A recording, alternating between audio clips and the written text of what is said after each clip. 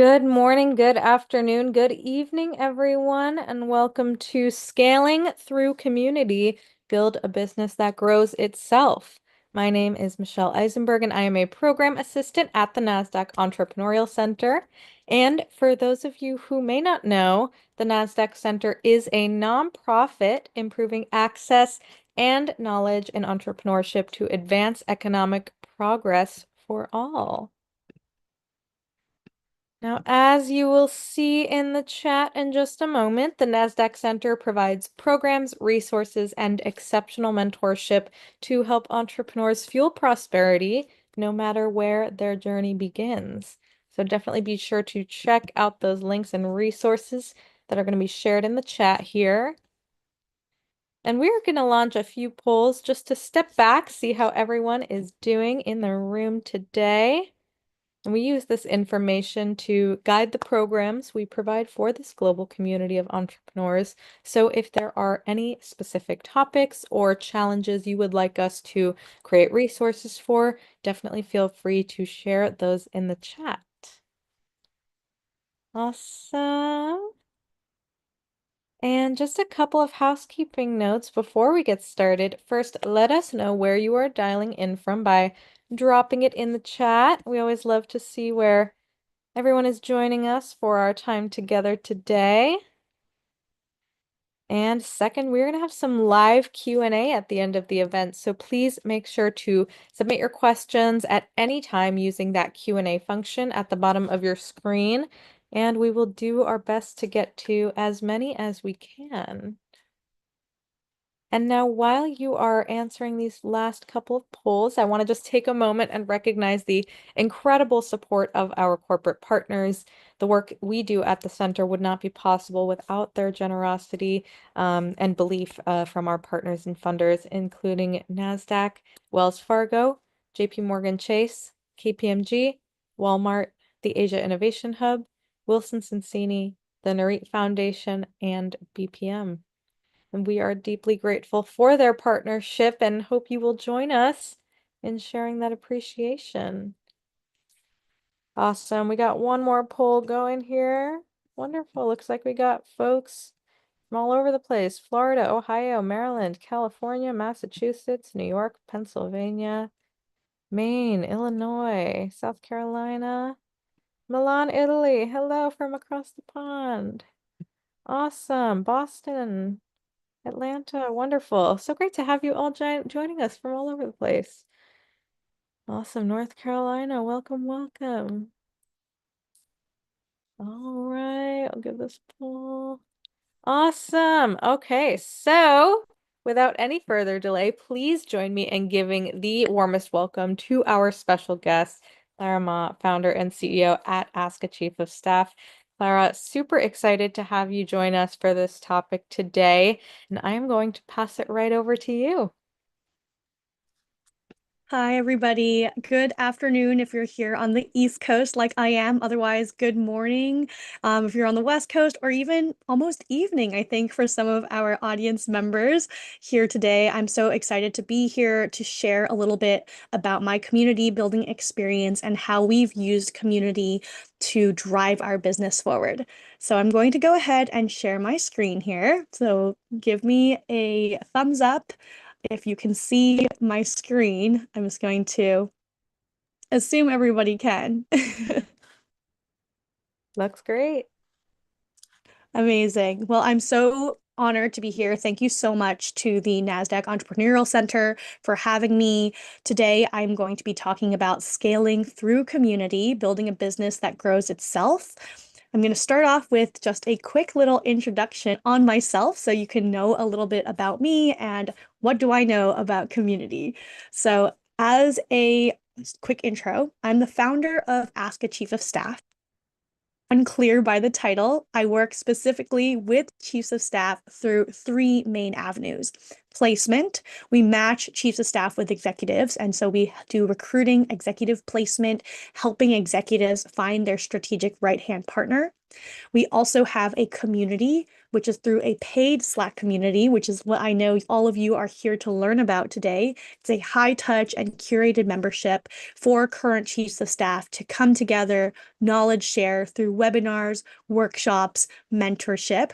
And then the last piece is that we do coaching for both chiefs of staff and executives. We help with career guidance. We help executives figure out what it is that they need in a chief of staff. So my entire business today is built around the community of chiefs of staff that we have cultivated over the about 3 years that we've been in business. But my community building journey actually goes beyond that, and we'll dig into that a little bit more. And building that community in the first place is what started this entire business. For context, I was also a former chief of staff. So I was a chief of staff at a Series A company. Now they are way beyond that. It's a company called Hugging Face. If you are deep into the AI world, you probably have heard of them. And during my time there, I helped support a successful 40 million Series B raise. And we grew that company from about 10 people when I first started there to over 45 by the time that I left. And then we'll go into this a little bit more throughout the presentation, but I've worked at a variety of startups as well, other spaces where I've worked on building community and also did technical recruiting. So that's me. I know that the team is going to share my LinkedIn in the chat, and I would love to connect with more of you so that we can continue this conversation moving forward. All right, so we're going to start a little bit about my journey and how it has informed my community building experience as well as into entrepreneurship now that I run my own company full time. So I like to start my journey even before this first company that I have listed here. I worked in recruiting for many years before I then joined a startup called AngelList Talent, now called WellFound. During that time, I was hired on because of my extensive recruiting agency experience, and I was working on a product to help match talent with startups. This was my first exposure into a very tech-forward organization, which I then was able to see how tech can enable so many parts of a business, whether it was the product itself or even when it came to building communities. From that time, I also transitioned into a chief of staff role. And the fun fact that I like to share about starting my chief of staff role was that I started in February of 2020. So many of you may have remembered a very small pandemic that was happening during that time. And what that really kind of built out was this sense of isolation, right? I was originally supposed to be in office with my team, with my CEO, but very quickly had to switch to working fully remotely. I worked in a two-bedroom apartment with my roommate. We had four walls around us and really kind of cut off from the rest of the world as everybody was trying to survive this pandemic. And so what I ended up doing was reaching out to over 100 chiefs of staff on LinkedIn to try to learn from them. I couldn't find a space for me to learn more about being a chief of staff. I couldn't find a space for learning about how people and organizations and businesses were navigating this terrifying thing that was happening around the world. And so I decided that I was going to find a small pocket of the internet and find people who were going through the same challenges and obstacles as I was so that we could best share information. If something like this had existed, I would have happily paid for it, but it didn't. And so I sort of went about this building a manual approach of talking to chiefs of staff that I found through LinkedIn one-on-one, sharing our best practices with each other as we were navigating this pandemic and how to shepherd our organizations through it. And that was a inkling of what has now become Ask a Chief of Staff. Eventually, I did find a company called On Deck. They specialized in communities, and I became a member through their Chief of Staff Fellowship. It was a great experience with about 80 of us. We all came together and we shared best practices. We learned from each other, and I eventually became the program director of the Chief of Staff Fellowship that I was a part of. That gave me a sense of how to build a community that was a professional one that people could come together and share what they were learning at their organizations, share them with each other, and really understand what it looks like to have a successful community space that people were paying for day one. And then while I was working there, I unfortunately did get a little bit burned out working at all of these different startups. And so I took a bit of sabbatical when it came to 2022. I found myself thinking about chief of staff and community building and what I could do to continue that wonderful space that I had been a part of. And in the meantime, On Deck had actually shuttered down its chief of staff program. And so I fell into entrepreneurship by now founding Ask a Chief of Staff. So, one thing that I really like to call out about my entrepreneurship journey is that I didn't set out to become an entrepreneur. What I found myself doing was thinking about this chief of staff problem and how there was no space for chief of staff to come together and share these resources. I really felt like this role in itself can be very isolating because it's lonely at the top. Many chiefs of staff are often working with CEOs, and so they are unable to share their questions, their qualms with somebody else at the company because so much of the information that they hold is confidential. And so having this very isolating role, they often had to turn outside to other spaces in order to talk about some of these problems. And this was a problem that I myself was very familiar with, having been a chief of staff before. And so, one thing that I really started my business on first was, okay, how can we find great chiefs of staff for executives? That was really the start of my entrepreneurial journey because I wanted a way to be able to work for myself while I was continuing to travel post sabbatical. And adding on the community offering as a part of our business became the second stream of revenue because of this void that I felt like was now left because On Deck had shuttered their chief of staff community. So that's my journey in a nutshell so far as I've built my business and built out Ask a Chief of Staff to be a two-pronged, two-stream revenue business. We're also going to have a lot of Q&A time at the end there, so I want to encourage all of you to use the chat and feel free to drop questions there if you have questions and I can answer them towards the end. But I know that going through someone's career can be quite extensive and you may have questions throughout the time. So now I'm going to go into a little bit more about the journey of Ask a Chief of Staff in particular, and when we launched this community and how community has now become one of the main revenue drivers of our business. So like I mentioned, I took a quick sabbatical in 2022. Q4 is when we established and incorporated Ask a Chief of Staff. As I mentioned, we really started as a recruitment firm. We wanted to place great chiefs of staff to executives who were looking for them. And during this time, we also started our Substack newsletter. The Substack newsletter was really kind of an unofficial start into the community of building out a space where chiefs of staff could come together and really share their knowledge. I was writing a lot about my own personal experiences being a chief of staff. I was answering questions that people were asking me when I had been a chief of staff. How did you get into this role? Why did you want to take this role? What are the main things that were the hardest challenges of this role? And I was answering those in my Substack, and I was seeing that a lot of people were tuning in to read this biweekly Substack that I was publishing every 2 weeks. So when it came time to think about, okay, what is the next stream of revenue we can bring into this business? That was where community really became a big part of it. You know, as many of you know, recruiting can be extremely seasonal. The highs are highs, but the lows are also low. And you're kind of at the beck and whim of each company when they decide to start hiring. And so I wanted to find a way to have a more sustainable line of revenue that would kind of keep the lights on and continue to power a business when there were ups and downs during the recruiting process. So in Q1 of 2023 is when we announced our Ask a Chief of Staff community.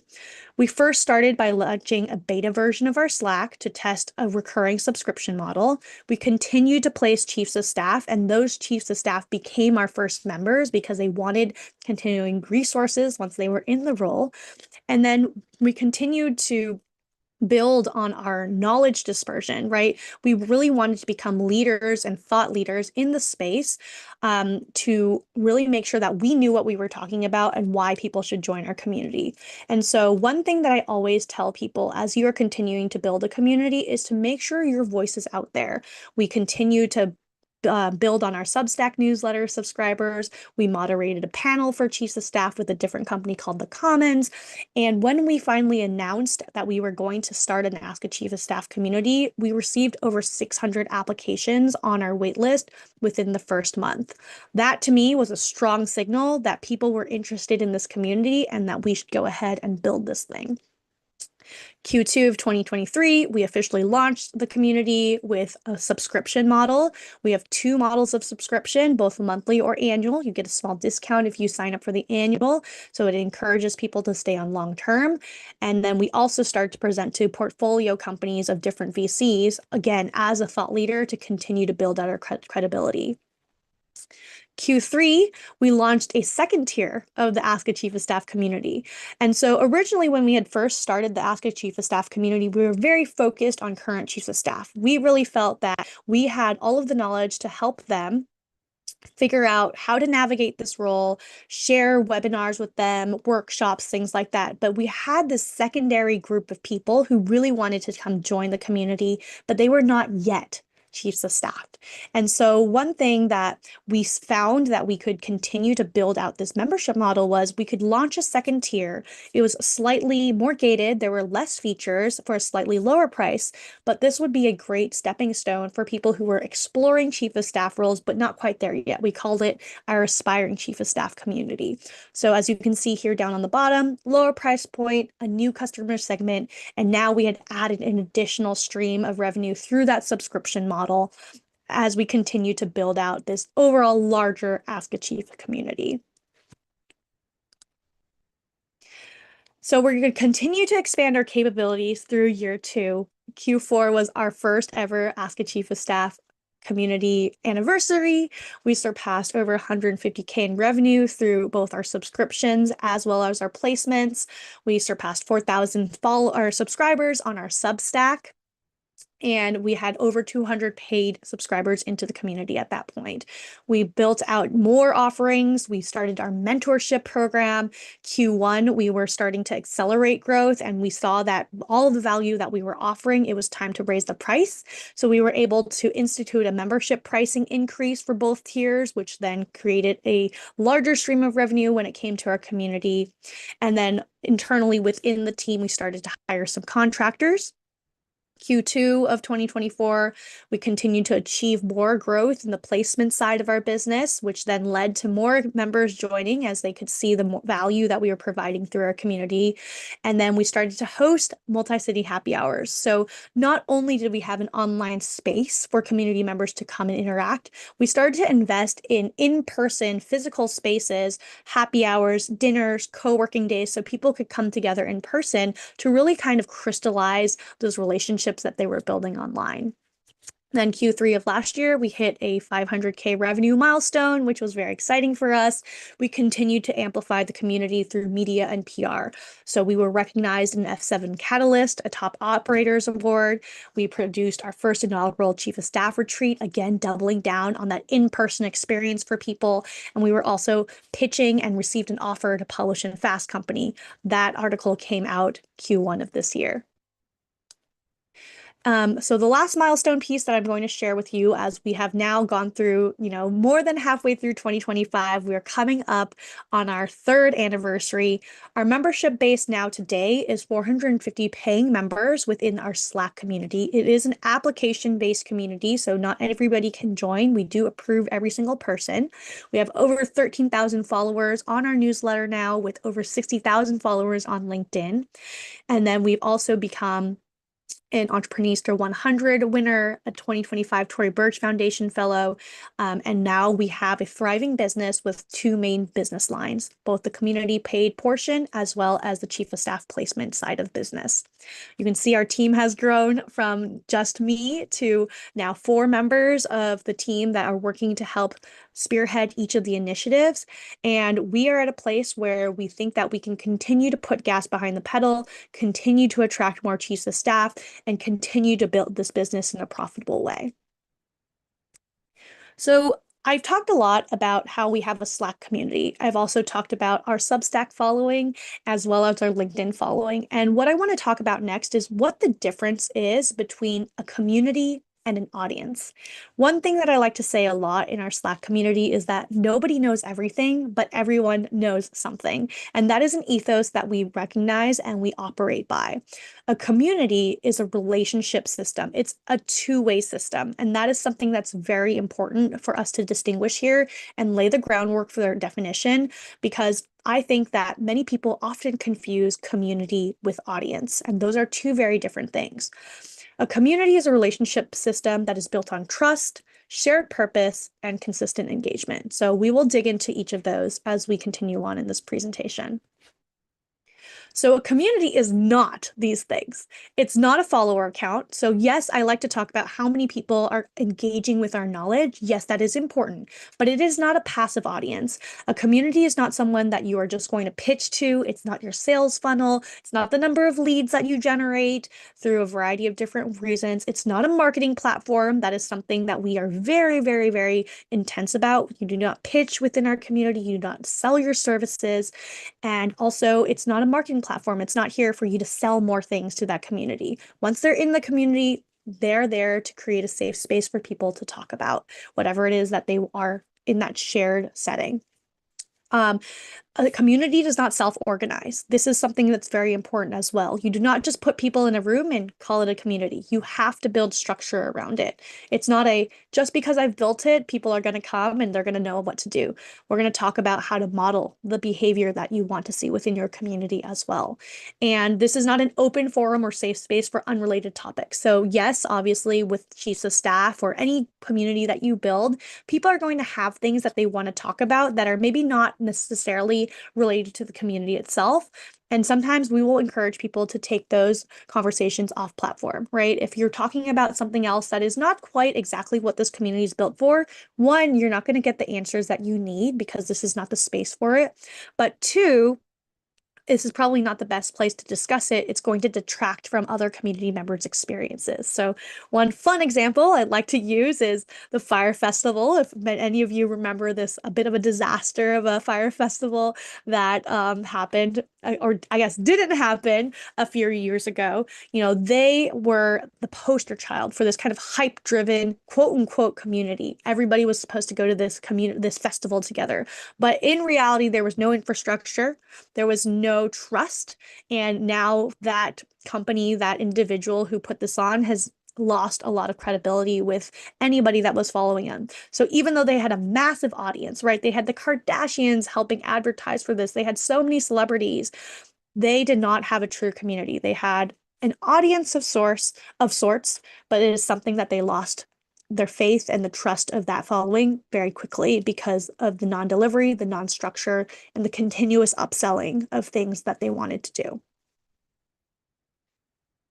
So we talked about what community isn't. Now I want to talk about the pillars that actually make a community stick, right? Stickiness is a thing that is going to keep your community going, especially if your community is a revenue driving part of your business. You want people to stick around. You want them to continue to come back and engage and make sure that they are getting the value out of what they are paying for their membership or whatever you're charging them. So communities in where people feel seen, safe, and significant are the most successful. Content is important. We've talked a lot about content, our Substack following, our LinkedIn following, but content is not one of the pillars that makes community sticky. So I'm going to go through the different things that we have here as pillars of our community. One, purpose. Why are people gathering?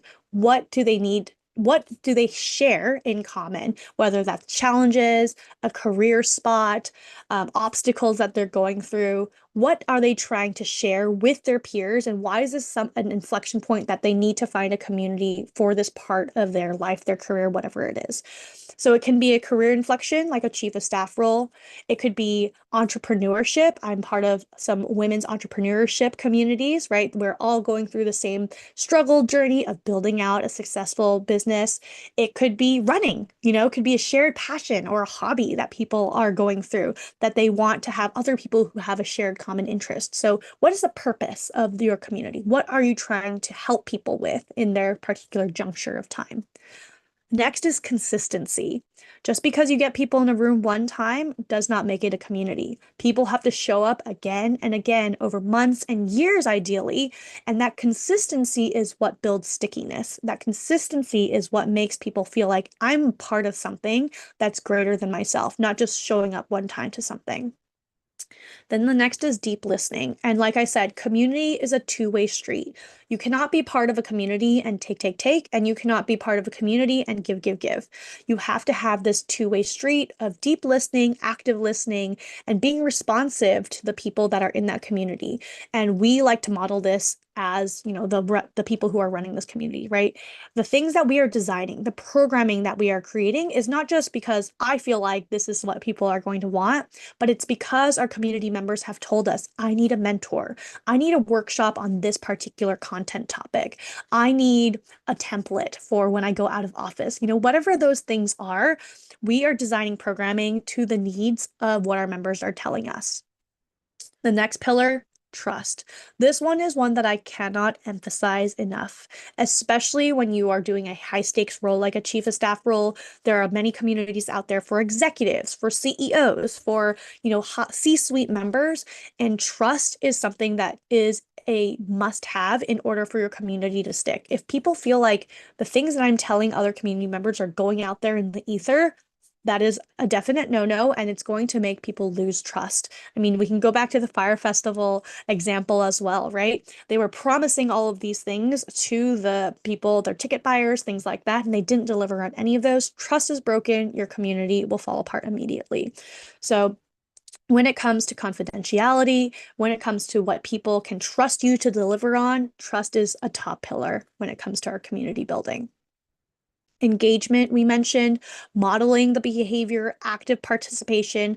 Again, if your community is dead silent, nobody is saying anything except for you, you have an audience, but you do not have a community. You want people to be engaging with each other, answering each other's questions, interacting with each other. And that engagement is what's going to make people stick around. They're not going to feel like, oh, I just need to have a relationship with the community manager or whoever is at the top. Instead, I can rely on the hundreds of other people, the tens of other people who are in this community, and I feel like I'm going to be able to get answers from them and learn from them as well. Connection, this goes along with engagement, fostering peer-to-peer relationships. One thing that we like to do in our community is offer up a short list of people that we think you would have a great time communicating with, talking with, et cetera, whether they're at the same inflection point in their careers as you, or whether they're going through a similar obstacle, or maybe they've gone through that obstacle and they can share their learnings with you and vice versa. Lastly, our last pillar here is alignment. So values, norms, and actions that are congruent. We'll talk a little bit about the code of conduct that we have all of our community members agree to before joining the space, but making sure that everybody is on the same page about what we are trying to accomplish in this community, right? If you have a running club, do you want this running club to be super competitive? Everybody is trying to aim for the next marathon best time. Or is it, this is a social running club and we're here to have fun. We're not trying to aim for any big goals or long races, but it's just a sense of get together and belonging. Making sure that you define what that norm and what those actions and values are at the top before people join so that when they come in, we're all aligned is a important part of making sure that your community stays sticky as well. Don't worry, I will share all these slides. I know there's a lot of text here and you may want to dig into some of these things deeper, but we'll share all these slides and recording with you after the workshop today. Two books that I would like to recommend if you are thinking about building a community, even before you start. One is called The Art of Gathering by Priya Parker. This book I read and was absolutely life-changing for me on why I think about hosting workshops within our community, building spaces, things like that. It really talks about purposeful design and being intentional about these spaces and having intentional hosts as well. We have a lot of moderators in our community, we have mentors, and making sure that they are really great about creating these purposeful spaces for our community members to participate in. Then the next book I want to recommend is called Get Together. This is actually written by, I believe, the co-founders of Substack. And they really have some great rituals that they help establish within community spaces, how to build with your community members, right? We talked a little bit earlier about listening to your members, understanding what it is that they want from the spaces. They will tell you. They are happy to tell you what they're looking for. And how do you take that and translate that into a feature of your community so that people are happy to stay in it and things like that? So these are two books that I would highly recommend that you read if you're thinking about starting a community, or maybe you've already started building a community, but you want to understand how to make it even better. These are two books that I highly, highly recommend. Amazing. I'm seeing there are links for the books within the chat, so feel free to check those out. Okay, so we're going to now jump into the crux of why everybody is here, right? How do you use community as an engine for growth? How do you use this to become one of the streams of revenue for your business so that you can monetize your community, right? So there's three main things that we're going to talk about, and they work together very cyclically over and over again. This is how we view it here at Ask a Chief of Staff, and we've seen that it has really become, like I said, a core driver of our business here. So one is value creation. Next one is enhanced revenue model, making money, right? And the last is talent pipeline. I think this one is an underrated one that many people often don't think about. And we'll talk about how that has created a talent pipeline for both our other half of the business as well as internally as well. So here we go with value creation, right? We run our community in Slack. I know that there are a lot of other community platforms out there, maybe Discord, maybe you like using Circle, Thinkific, Disco, whatever it is. Doesn't really matter what platform you use it in. Make sure it's a platform that your members are going to engage with the most, right? I myself am part of a couple of Circle platforms, but when I was a chief of staff, I worked in Slack. My community, or sorry, my company was run in Slack. And so many of the chiefs of staff that we work with, they already have Slack on their computer, which is why we decided to use, we decided to use Slack as the community platform that we built in. So it was something that was already incorporated into their workflow. They were able to add another workspace to their desktop, and it didn't cost them anything extra, and it didn't disrupt their daily workflow. So when it comes to value creation, this is the value that we are creating for our community members, right? We want to make sure that they are getting most bang for their buck, and they feel like, hey, the money I'm investing in monthly or yearly membership, I am getting back in learning, in workshops, in mentorship, in peers, whatever that might look like. So how we have built out our Slack community and structure, like we talked about earlier, is to really kind of align to the value that they're getting. So like I mentioned, we run on Slack. There's an application process for all of our members to join to make sure that they are all in the right time and place in their career to join us.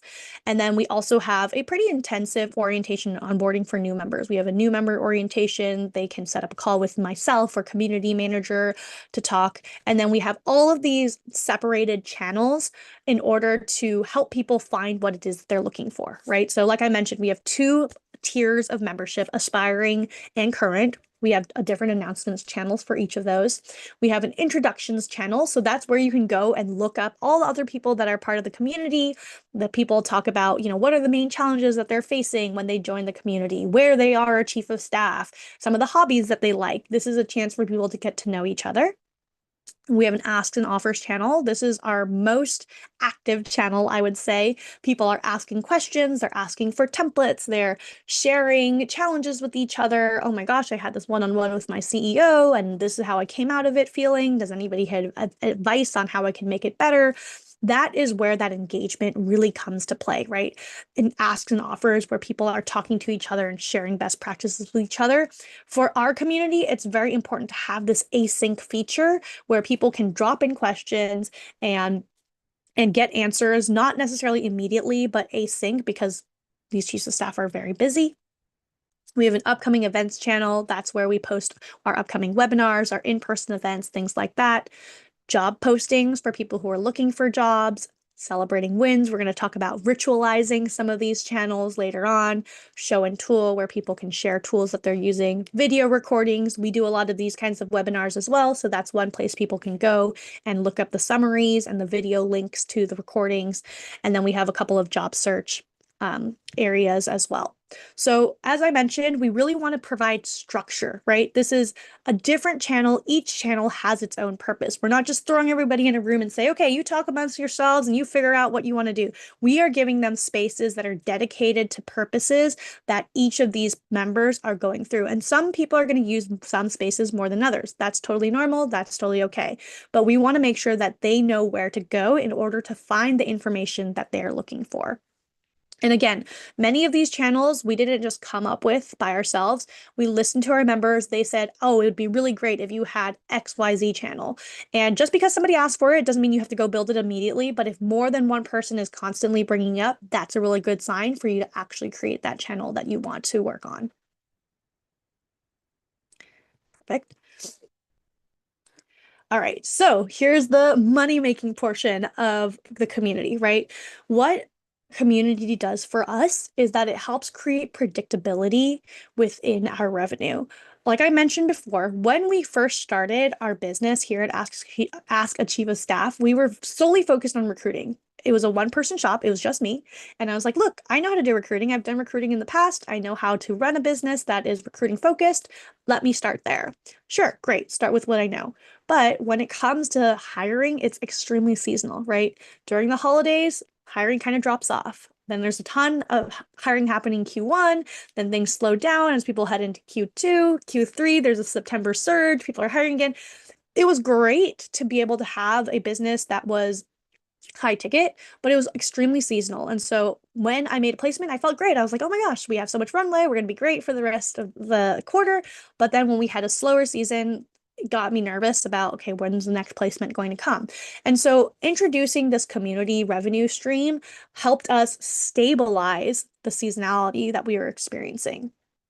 It also became a very complementary product for us because we were going to be able to then create a talent pipeline that would help fuel the other recruiting placement business. So by doing this, by creating this second revenue stream, we were able to diversify the business in terms of who we were serving. On the recruiting side, we're mostly serving executives and CEOs, but with the community, we are serving chiefs of staff, which is a different audience than what we were serving before. And then we were able to create tiers of membership. So we have a more premium offering for our current chiefs of staff, and then we have a lower price tier point for our aspiring chiefs of staff. And so now we have all these different ways that different people can come and interact with our business. If you're an aspiring chief of staff, you can start with this level. If you're a current chief of staff, you can move up to the next level. If you're an executive and you have the most money to spend, we can give you the most personalized recruiting search, whatever that might look like for you. And so what it did for me was that I was able to scale my time. Now that I had two different revenue streams and two parts and two products that we were offering, I was able to grow that because our community members were helping each other, right? Just because I was adding an additional community member into the community didn't mean that I suddenly had to spend more time in the community. Because people are engaging with each other, they're able to serve each other.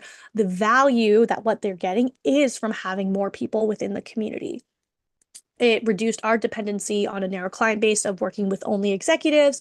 And then now this has also unlocked new opportunities for more revenue generation. So not only do we have the subscription model that people are paying on a monthly or yearly basis, but now we can continue to build out even more offerings. For example, I mentioned that we did our inaugural Chief of Staff retreat last year, right? That was a 3-day summit that people paid an additional on top of to come fly out to a beautiful location in Sonoma. We brought out speakers, we had great dinners, things like that. My point here is not to upsell people. We don't want to do that. We're not trying to continue to squeeze every buck out of these people, but chances are the people who are paying you for a membership are willing to spend money on their growth and development. So if you can continue to build products, to build fellow accelerators, experiences that they can continue to build out that communal feeling, they're able to get more out of those relationships that they've built, they are willing to spend more money with you, and that is going to continue to diversify and increase your revenue stream. So this is just a small little pie chart of what it looked like when we were in our second year of business, our revenue distribution. While we were still very heavily leaning on our revenue placements, you can see that membership became a pretty substantial part of the pie pretty quickly, and really helped us stabilize through the seasonality of recruiting. And the last piece of what a community can do for you is become a talent pipeline. So community itself can really become a vetted source of talent for your business, you as an entrepreneur. Like I mentioned, our talent pipeline or the community becomes talent for a lot of the executives that we're hiring for. The two halves of our business work really well together.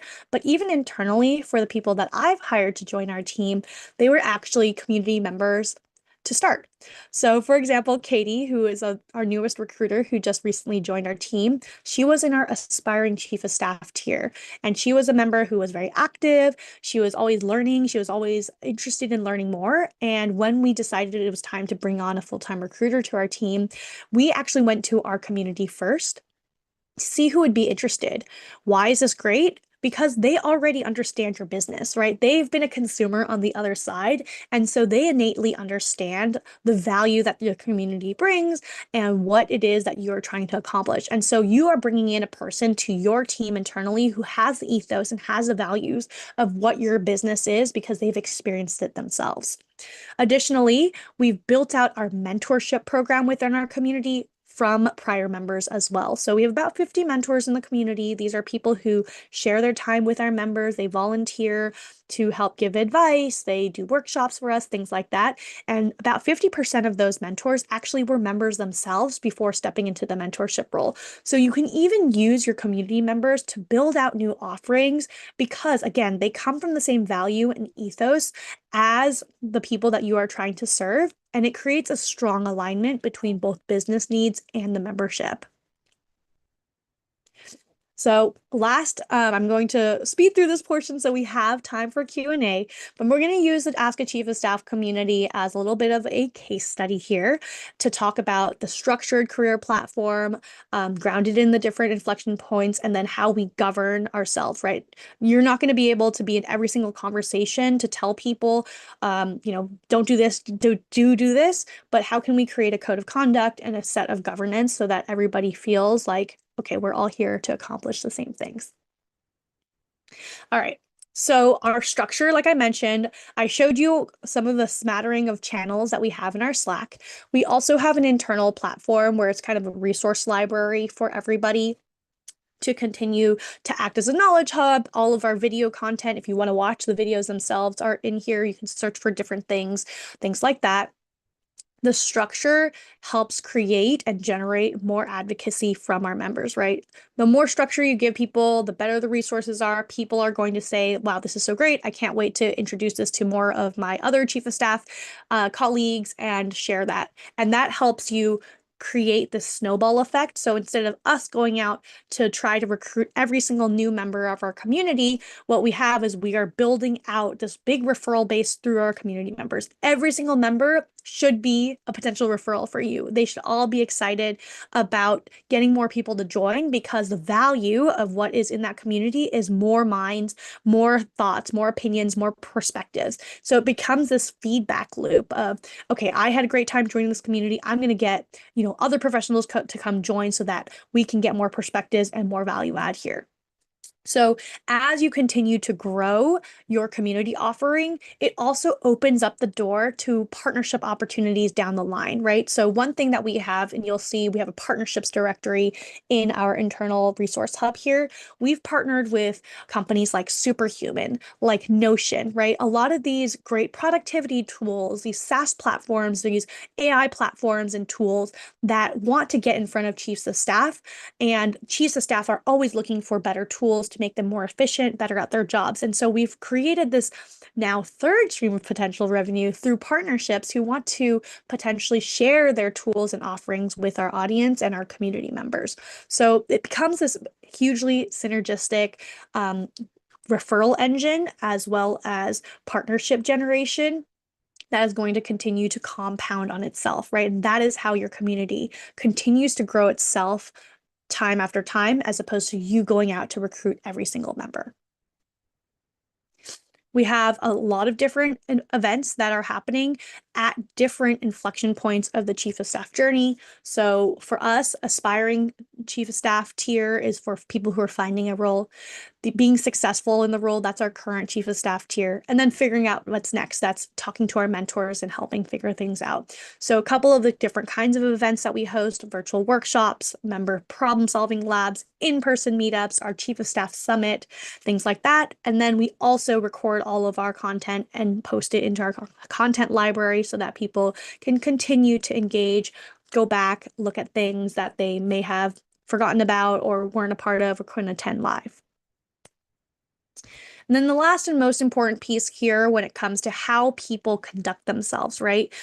In any community, people are going to be vulnerable and they're going to be sharing things that they don't want to get outside of the space that they're in. So we like to follow something called Chatham House rules. You're never allowed to share who it is that talked to you about something without explicit permission. You can share what you've learned, but you cannot share who you learned it from, right? So we don't use names. We don't tell people what company somebody shared this thing from. We also like to say that share experience and not advice, right? We're not trying to share tips and tricks that we ourselves have not experienced, but instead use your experience to drive the conversation. In my experience, I did this thing, not you should do this, you should do that. So that's another framing of when it comes to sharing knowledge that we really try to enforce. Willingness to help, so supporting each other. This is not a only take situation or only give situation like we mentioned before. It's a reciprocal engagement from every single member of the Ask a Chief of Staff community. And then lastly, do no harm. This is general directive that I hope everybody abides by, but specifically in our space. So we created this code of conduct that everybody agrees to before they join our community. And these are the rules that help govern the space to keep it safe for the members that join us. So like I mentioned, what we have done is create a community as a revenue driving part of our business. Charge starting day one. We have never been a free community because we want to show people that we are giving them value day one. It's also very difficult to convert from a free feature to a fee-based one. So if you are thinking of having community as a revenue driver of your business, I always encourage you to start charging day one and charge what you believe that it is worth. Because if you don't believe it's worth that and you give discounts or you give it to people for free, they're going to expect that as a free feature or whatever that is in the future. You can also raise your prices in later on as you continue to build out more offerings, but start with a price. Build a organized and navigable space. We've showed you how we've done that through Slack. You can do that through whatever platform that you like to use. Establish a code of conduct from day one. Very important as well. What you do and what you tell people to do day one is going to translate for the rest of the time that people are in the community. Those first members are going to set the tone for everybody else to come in. Clearly communicate your participation expectations. This is an engagement, right? This is not a one-to-many or give, take. Start manual, then automate. This is a piece of advice I'd like to give every entrepreneur. Do it yourself first and then figure out how to automate it, because if you don't know how the thing is run, you're not going to be able to fix it later on. And then reiterate your offerings to your community often. That value that people are getting, you know what it is because you are in it every day, but sometimes people will forget what it is that you can offer in your community as well. So make sure that you are telling people, hey, we have this video archive. Hey, you can talk to these people. Let us introduce you to whoever you might want to talk with. Constantly remind people. And as you've built out your community, you can use it as an engine for brand efficacy and growth. Referrals, membership rewards and referrals are going to be super helpful here. Maintaining alignment between your community values and your business objectives. What are you trying to accomplish with your business? How does your community play into that? And then lastly, don't forget to start small and simple and then launch and scale intentionally. So like I mentioned, we have this Friday celebrating wins. Every Friday in our wins channel, people are encouraged to share something that happened during their week. Start small. It can be something as small as like, oh, we launched a new channel, or, encourage people to say like, oh, I ran an executive meeting and it went really well, whatever that is, and continue to build those and scale those intentionally. That is all I have from me. I know that was a lot of talking from me, and I want to make sure we have time for questions here. So I believe we have Michelle on the Nasdaq team to pull some questions for me. I'm going to stop my screen share, but please connect with me on LinkedIn. I'm excited to learn from all of you and hear from you, but would love to take some questions. Thank you so much, Clara. And yes, we will share links to connect with Clara in the chat and following the event. So definitely don't worry about that. We definitely have some time for a couple questions. So let's dive right in. Um, okay, so I saw somebody was asking, I know there was one point where you were kind of talking about like how, content really isn't like a pillar. It's more like it enhances, those other Mhm. aspects. And so could you just talk a little bit more about that? Because, I know content can be like, re really drive people. It's really driven in that like, you got to get the content right. So what are your thoughts Mhm. there? Yes. So for me, content is a marketing engine that helps get people in the door, but that is not a pillar of the community, right? That is not what people are necessarily coming for. Yes, you can offer workshops, you can offer mentorship, all of those things, and you can call those things content, but engagement is really what you're looking for. You are looking for people to come in, share their experiences, and vice versa. So for how we see it here at Ask a Chief of Staff, content gets people in the door. Yes, that's an attractive thing that people are like, oh, I see it. I see you're a thought leader. You have knowledge about this.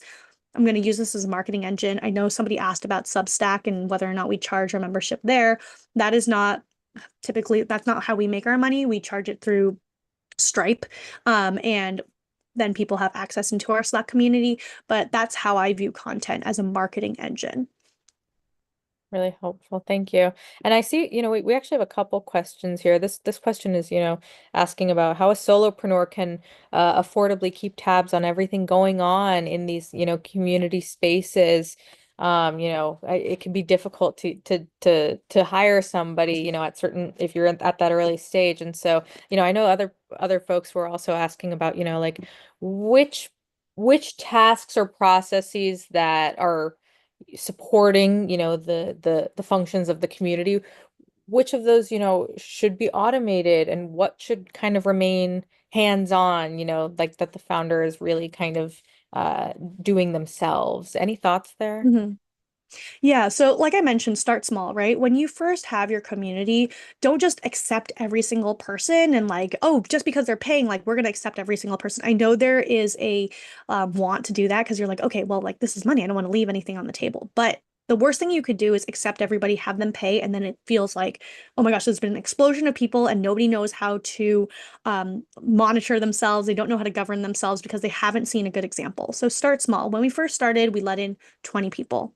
We are like, okay, 20 people are going to come into the community. Let's see how they're interacting with each other. What are they asking? What are they saying? And at that point, 20 people, like as a solopreneur, is still manageable, right? Like you can like kind of see what's going on, start directing people to different places. Oh, lots of people are asking about where the resource library is. We need to make that clearer before we let the next 20 people in. Then the next 20 people come in, and your first group of 20 has already started to understand, okay, when people ask this question, I can share the link now. I can direct people. And so you want to model the behavior that you want people to see.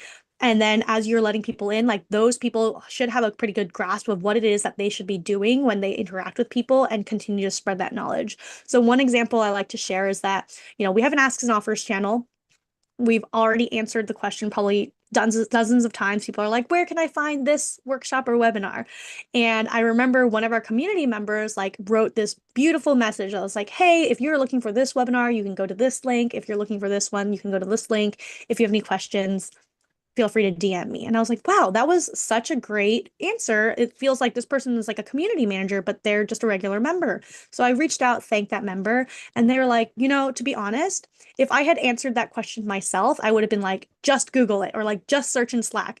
But because I had seen Clara, you answer this question so many times, I knew I didn't answer the question how I would answer it. I answered it how Clara would answer it. And that's like an example that you can really see how modeling the behavior has now spread to other people, and they know to kind of uptake that mantle to continue to spread the values that you've instilled from day one.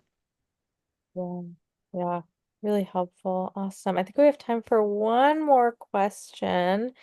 And I think this is a good one because I see we have a couple of folks asking about this, like for those who are just starting out, maybe you don't even have like an email list, or you're really like at that foundational stage. What advice do you have in terms of, considerations for building that initial community of, value aligned members? Yeah. So this is where I think content comes into play, right? It's like, how do you build up the hype for your potential wait list or people that are going to express like true interest in joining your community later on? And so it's really about finding other spaces where people exist. For us, LinkedIn is where chiefs of staff exist, right? We know that these are professionals, these are people who are looking to build networks, things like that. And so we started to create a lot of content on LinkedIn to find the right people and search for chiefs of staff and really try to get on their calendars to understand what it is that they are looking for if they were to join a community and build around that. So content for us is really where we use to build up hype and show, hey, we know what we're talking about. If you come join us, we're going to give you more of this kind of knowledge and understanding and really kind of build up the wait list, when we eventually announced that we were going to have a community, build up that hype and momentum and interest level before launching officially. Amazing, Clara. This has been so wonderful. If you had just one key takeaway or piece of wisdom you wanted to leave with everyone here today, what would that be? I'm going to repeat what I said. Community is not an audience. That is the most important thing I want you to all keep in mind. Community only works if it's a two-sided process. The community structure and the people who are in it are interacting with each other. If you find yourself speaking through a megaphone and just talking to people and they're not giving you anything back, you have an audience, but you need to convert that into community.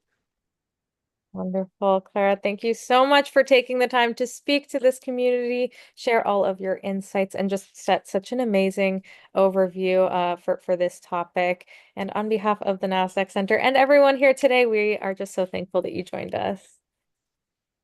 I'm so happy to have been here. Thank you so much for having me.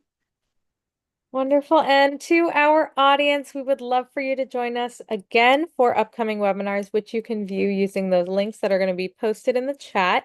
And thank you all so much for joining us today. We look forward to welcoming you back online with us soon.